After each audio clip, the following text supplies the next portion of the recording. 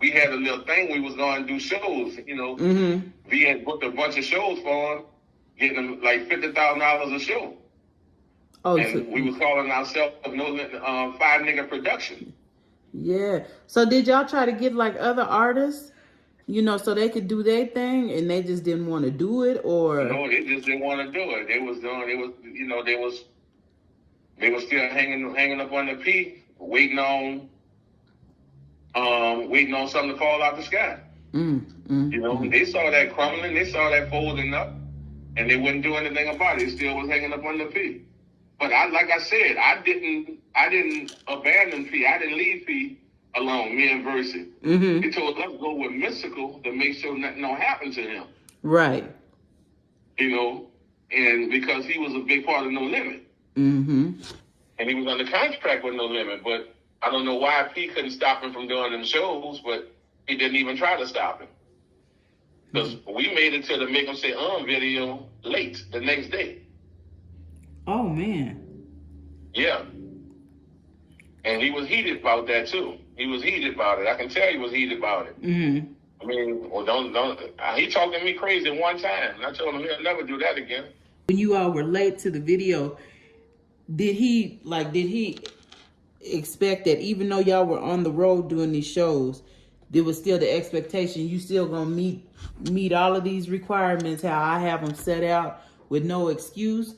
Or it was just, Well, he showed up to do his part when he had to do his scene. That's why when you look at Mystical scene on top of the basketball goal and all that, you didn't see that many people in the video. No, it wasn't. It wasn't. Because, right. The big part had been done. Did you and Boz have a relationship? Yeah, I was pretty cool with pretty much everybody else. Remember when we were talking about how, Master P get the people a house and a chain and a car and all of that. And then now we see... You know where that came from? Where? It came from when the Ice Cream Man album came out. He distributed money, checks to everybody. And everybody got whatever they got. I know what I got, and Versa know what he got. We got our money, and then we didn't go out there and buy a car and splurge in the clubs and all that kind of stuff. Me and Versa went put down on the house. And furnished that house all the way through. So we had houses. We secured it, and we got houses. And one day we was from out of town, and I said, bro, you want to check out our house? Where we living at? So we rode, and we went over there by the house, and he came check the houses out. We live in a nice subdivision. He said, man, this is a damn shame. Security living like this here, and my artists living in apartment complexes. But they was all living in the gates at that time.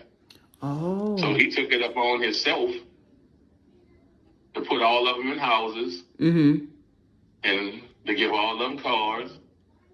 And when the Rolex thing came in, that I don't know. But I got one, so. I mean, that was a start. That became a No Limit tradition. Our house and a Rolex in the tank. So Snoop got the car, the house, Rolex, and everything when he came. Yeah. Okay. He did. He said that in one of his videos. So he told me to pick out a house. He said go pick out a car. He told my wife pick out a car. And I got a bank account. Man. But see, I don't think Snoop had to pay that back, though. He made a lot of people got that out their royalties. So that's that bullshit I didn't like. Explain to people how that worked. The royalties, how they basically... That's after you put your album out and your finances coming from that album. The money he gave you up front, he gonna get that back. Oh, okay. Like if he got you a house, he gonna get that money for that house. He bought you a car, he gonna get that money for that car. He gave you a Rolex, he gonna get that money for that Rolex. So you had some artists used to say, like Mystical, I don't need you to buy me no house, I get my own house. So they had that option. Me and V had already did that. Yeah. But we wasn't artists though. I can't speak for me and V. We wasn't artists. We was just security. So they had that option to say, no, we want to pay for our own stuff. Yeah, they had that option. I mean, if they would have manned up. Right, right. Ran up and said, I don't need you to buy me no house. I could have got my own house. You know, instead of going telling them to go find a house, you know. Man. What about the people whose albums didn't sell a lot and he done bought them a house and a car? Everybody album sold. They either went gold or platinum. You know, No Limit was hot during that time. People was buying them albums. They wanted to know what was on them albums, whether it was good or bad. They wanted to know. You know, everybody that put an album out had at least one hit record on there. I'm trying to think about the Gambino family, what they hit was. You know, I never heard the album. Really? I never heard their album. I never heard Prime Suspect album. I never heard Prime Suspect either. It's a lot of music I've never heard because I was old school anyway. I never heard Lil Italy. I never heard his that. Did he put an album out? Oh, Lil Italy? Yeah. I think he did. I didn't know about Lil Italy until we went on tour, and I was like, who that is? They said Lil Italy. Where he from, Italy? I heard the Little Soldiers album. Their album was cool. For the choir and them were my little partners there. Yeah. Their daddy had them right. Their daddy had them right. So he didn't have to worry about no mess. Oh, Freedom had them right. They were little soldiers, young soldiers. Yep. And then Full Blooded, I heard his. Yep. Full Blooded. Yep, him and the Hounds. What was it like for people? How? Yeah. From Great Town. Yep. Out to 17. That's right. Lil Romeo, were you assigned to him when he started doing the Nickelodeon thing and all of that? Or was that was after? I wasn't nowhere around him. Okay. I've been around him since he was a baby. Well, I was nowhere around him during this time. I was gone. Okay. Silk and Maya. Yeah, when they used to go to the movies. Yeah. On Friday. Yeah. In Baton Rouge. So they was that like? Do you think there was a little jealousy there because all of the young girls liked him? They like C Murder too, though. She never said anything. She was real quiet. She never said anything. She was just real quiet, and that was only for the moment, just to take them to the show, and that was that. Yeah. Didn't even see them no more after that. Just all the time, go to the movies, come right back. Don't even see them no more. Yeah. You know, he probably used to be with my brother Earl. Earl used to always have Silk. So Earl used to probably be with him a lot. Monica come on the scene because Master P had made a comment a couple years back. Monica, I don't even know who you are. I never seen you before, but now they got the Vibe magazine where everybody got on the camouflage, the leather camouflage. They was interviewing them. Monica was there when you read the interview, Monica's there, Master P is there. So for him to say he never seen Monica before, he didn't know her. Like, come on, man. You know who Monica is. You know. Well, I thought she was with No Limit. That's how. So she used to hang that much that you. Yeah, I thought she was with No Limit, me myself. Let me ask you this: what about the Source Awards? They always talk about how there was fights at the Source Awards. There was supposed to be a fight with Old Dirty Bastard. He was supposed to. I must wasn't with No Limit during that time. Okay. Yeah, that must. You gotta come with the years that happened. Now, what year that happened? Hold on, I'm gonna tell you in 1 second. It was 1998. They say. Oh, I was with him, but I must didn't go to the Source Awards. Yeah. I remember in '98. Yeah, we did go to because we came out on stage, didn't we? Isn't that when y'all did the second line performance? Yeah, did the second line because I was the one right there in the front, the first one to come out. Yeah, I don't remember getting into it with no Old Dirty Bastard. Yeah, see, they had a rumor saying that Old Dirty Bastard had slapped Master P. Ain't nobody never slapped that man. I ain't gonna even lie for him like that. Yeah. That's a lie. Yeah, that's a lie. If they'd have slapped him on my watch, you'd have heard about it or read about it. Right. Then they had another rumor that he confronted Baby behind the scenes at the Source Award. Turk kind of talks about that. Yeah, he did. And they had a man-to-man conversation? Mm-hmm. And they brought it to a head, and it was over with after that. They just had a talk between two men about a rumor that was in the air, about something that was going on. Mm-hmm. And him and Baby said what they had to say, and they shook hands, and we walked out. Mm-hmm. See, now It wasn't no big commotion, and nobody out there trying to, shine on each other. This, that, and the other. They had a man-to-man talk about some kind of misunderstanding, and of course, she was ready to do something, but she always ready to do something. Right. But other than that, it was just a man-to-man conversation, and it was over with after that. Nothing happened. Nothing transpired. Nothing got out the way. And as you can see, everybody's still living, so it was a good conversation. Right, because everybody's still here. That's right. Everybody is still here. Were there artists that P wanted to sign, other famous artists, like on Snoop's level, that he didn't get? I know he always talks about how he could have had Tupac and all of that, but like other people? P could have had a lot of artists, to be honest with you. Mm-hmm. With me personally, I think his head swells up. He didn't want nobody around him that name probably was either bigger than his or can get bigger than his, because he had already brought Snoop in and did that. And that didn't fare well for him. No. I didn't think he wanted nobody around him bigger, because I remember Dub C and all them guys trying to get with him. Wow. Gip was trying to get with him. A whole bunch of guys were trying to get with him. And I never seen that take place. So did Master P write his own raps? Yeah, he didn't write. He just freestyle. He go walk in the studio and just freestyle. He just freestyle. And don't remember shit. He don't remember nothing he said. That's why every song he talk about somebody wrote him a letter. That's why when you see him in concert, he turning his back to the audience because he don't know the words to his damn song. Oh man. He used to freestyle everything he used to do. They used to be so funny. What was a funny time about that you could share with us? About what? Him freestyling or forgetting his raps. Oh, he'll just keep rapping. If he messed up, he just keep going. He'll just keep going. He wouldn't even stop. And then say, print that out. Go print that out. Oh, man. That was too funny. Kicks. You hear about Slim passing. Him being murdered.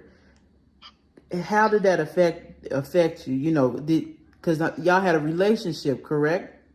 I was petrified. I've been knowing Slim since he was young. Since he was real young. I was petrified. I was numb. It took a lot out of me.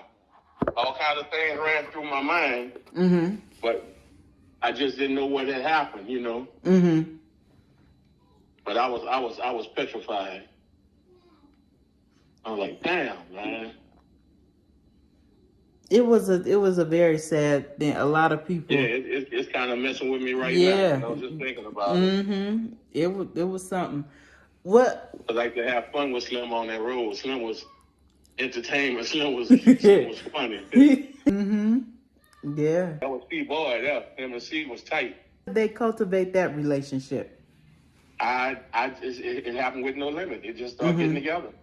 It was keeping it real. C was already a street dude, but I think he learned a lot more about the streets when he got with Slim. Right.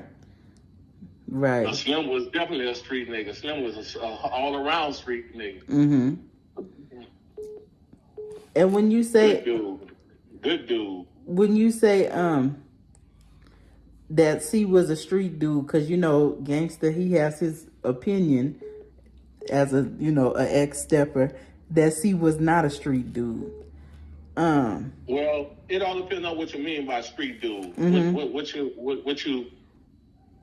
What you mean when you say street dude? You know, was he a killer in the streets, all that kind of stuff? Well, we know he wasn't no killer in the streets. We know that, but Okay. you know, like I said, that it's been a ongoing debate about that. I tell you what. I Mm-hmm. tell you what. When you have the status that man had, Mm-hmm. and you go anywhere, and you by yourself, Mm-hmm. and you don't need security, Mm-hmm. I think you legally a street dude. Mm-hmm. When you can just go anywhere, and you don't be tripping. Right. You know what I'm saying? You can walk through any project, walk through any hood, and you don't be tripping. Mm-hmm. I think that makes you street. His brother didn't do that. He wasn't gonna be welcome like C was. I mean, you know, that makes you a street dude. That makes you a street dude. Mm-hmm. When you go somewhere, you know you're not welcome, and you go anyway. That makes you. Mm-hmm. Because ain't nobody gonna stop a street nigga from going where you want to go or doing what he want to do. You understand? Mm-hmm. So,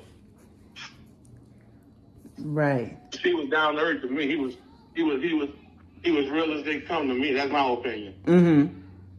You know. Mm-hmm. You know, I love Gangsta to death. That's my little partner. Right. You know, me and his mom were best friends. Right. Right. You know. Mm-hmm. So. Yes. Everybody have their own perception on life. Mm-hmm. And, you know, everybody's entitled to their own opinion. Mm-hmm. That's like if somebody get up there and say something about me right now. I mean, that's their opinion. Right. I don't know how I'm going to answer them back, but I'm going to answer them back. Mm-hmm. You know, it all depends on the way they put it out there is how I'm going to answer them back. Right. Because, see, I believe in fighting fire with fire me. That's the only way you're going to get a resolution. That's right. Pacifism doesn't solve anything. That's right. Mm-hmm. I don't care if fire extinguishes. As an original hot boy, as yourself. That's right. You know. That's right. You know. You don't care. Did you talk about that on the other video? How? Yeah, we talked about that. We laughed about that. Yeah. Y'all was the first hot boys. What about right. the two? Because people seem to have this misconception. Correct me if I'm wrong, but they say that P was a part of the Tuesday crew. I don't remember that. I mean, I don't either. I don't even much know who the Tuesday crew is. They had a few guys out the Calio, Bruce. Yeah, I remember them guys. I remember certain ones from the Tuesday crew, but I never really was up on that. You got to remember, back in the days, I was an athlete. Okay. I was strictly sports. I went to college and everything and played football. Mm-hmm. I actually went to college and played football, you know. Yeah, you didn't. I didn't say I went to college and didn't. There you go. There you go. Exactly. You didn't say I went here, but you was never there. That's right. Mm-hmm. You can go up there and ask about me, and they'll tell you they know me. Yeah. Yeah. So I was actually an athlete. I wasn't into that, you know. Like I told them before, I raised up in the project, and of course, I was project because I had to raise up in there. Mm-hmm. So it wasn't no getting around it. It wasn't no sneaking out the back door and sneaking out the front door. Right. You had to walk through it. Mm-hmm. You know what I'm saying? I didn't engage in a lot of things that went on in the project, but I was in there. Yeah, yeah. I bet you I got my respect growing up back there. Facts. So you come from like the Al Broadnax era and all of that? Yeah. Okay. Yeah. Okay. Well, he's a little older than me. I'm from during the time when they had Pee Wee and Sam Scully and them. Yeah. Well, that is the Al Broadnax time. Yeah. Uh-huh. They about around the same. Yeah, but they out the Cali. I'm from the Yeah, Magnolia. you out the Magnolia. I never even met some of them guys. Carmouche is out the Magnolia. Yeah, I know them. Mm-hmm. Yeah, that's my people. Mm-hmm. You know, I went to Booker T. Washington right there in the Cali Project. Oh wow. And had a girlfriend in the Cali Project. So. Mm-hmm. So overall, I'm not gonna say bodyguard. I'm gonna say overseer, because you was the overseer. Yeah. Did you enjoy being an overseer? And were there any regrets? Like I had a bunch of babies under my wing. And I used to like to make them mad, telling them go to their room. Go to your room. I used to like that. They couldn't stand me. They hated me so much. I was in the hospital and none of them never came to see me. Oh my God, Lord. Oh Lord. But they don't know I was saving their life. You know, there was some bad people in them lobbies checking them out. And I was peeping game. You know, me and V used to watch that. Man, go to y'all room. Y'all don't even want to see what we looking at right now. Go to y'all room. They coming for him. Yeah. Vultures. Yep. Trying to get them. And you right about that. Yeah. Did you have any regrets during your time with No Limit? You know, oh, I should have did this, or maybe if this would have went this way, it would have played out. Well, the only regret I have is not taking advantage of the situation when I had the opportunity to do it. You know, I caught myself keeping it real by, you know, not trying to get in his pockets or not trying to hit him up for a lot of stuff. You know what I'm saying? Trying to just, I'm looking at a lot of people always hitting him up and trying to get in his pockets and grease him. You know what I'm saying? You know, I mean, every time I went to the store for him, I brought him his change back. A lot of dudes never brought him his change back. People don't realize they watch that. He was paying attention to all that. Say, for instance, he sent us to Applebee's to get some food, right? And he'll give him $300. We know that ain't nothing but about $80 worth of food. Right. And they'll never bring him his change back. Wow. He'll look at me and I'll look at him. He'll start laughing. I used to always bring him change back and his receipt. Yep. You know? Yep. Big V used to always bring him the change and his receipt back. You know, I had opportunities to try to get me something going or something started, like, you know, man, I want you to invest in this for me and let's get this off the ground. And it was gonna come to that, but I just didn't think it was gonna come to an end that fast to his own money. You know what I'm saying? Before I tried to hit him up, right? But shit, I waited too late. I should have did like the rest of them did. But I mean, it is what it is, you know. Yeah, definitely. And everybody hollering about how you had the opportunity to do this, you had the opportunity to do that. It ain't what y'all thought it was when they was coming to that pay. Believe that. Yeah. You know, I damn near could have stayed working for Housing Authority. When it came to them checks every 2 weeks. 2 weeks every payroll. I could have damn near stayed at Housing Authority. For something guaranteed.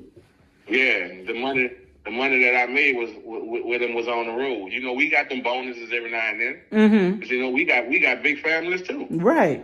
You know, they gonna come at you. And I don't want to turn them down. And I don't want to let them down. I don't want to seem like, you know, Definitely. I'm the bad guy. That's just how it is. You know? I hit the lottery right now. You know how many family members I'm going to have? Shit. Woo. I'm going to have so many family members and cousins. I don't know what. I'm going to have brothers and sisters that I didn't know I had. And that's the way it is. Yeah. And so now... But, you know, it was a lot of promises made. And I tell you what, when me and Big V went got him from California, and we drove his furniture and his car to Houston, Texas, we set up that house, we set up all that furniture, and I want him to remember this because I know he got a lot on his menu and he don't remember. But we sat downstairs and we was running it, and we know it was promised when this thing take off. And it never took place. We know what we was promised. You know, but that's all good. Right. Well, you let him tell him I ain't promised nothing. It's all good. I mean, like I said, if I didn't do nothing about it 20 years ago, it really don't make no sense to dwell on it now. So this is officially my last No Limit conversation. Understood. So that would be, like you said, that would be some definite words for him. P, you know what you promised him, Big V, you know? Yeah. You know, and out of Master P's own mouth, when he used to especially get on them True records and preach about how, you know, a man is only as good as his word and all of that. He used to preach all of that stuff. And one that talk about integrity and all that, he preach about integrity now. Well, it goes both ways. If you listen to some of them songs, you can hear the messages when he was kind of breaking away from everybody. You know, like when you get the True album, that's when you really can hear the messages. You know, like if it ain't blood, it might just be your enemy and all that kind of stuff. Yeah, you know? keep your eyes on your enemies. Keep your eyes on your enemy. And I mean, I don't know who was in his head and who was in his ear. I got along with everybody. I was in the Rose Tavern down there every night with Randall, drinking 1-and-1s, the drink we started, having Hennessy and Heineken. Wow. And I mean, I'm talking about all hours of the night, coming out of there drunk as a skunk, going to my truck.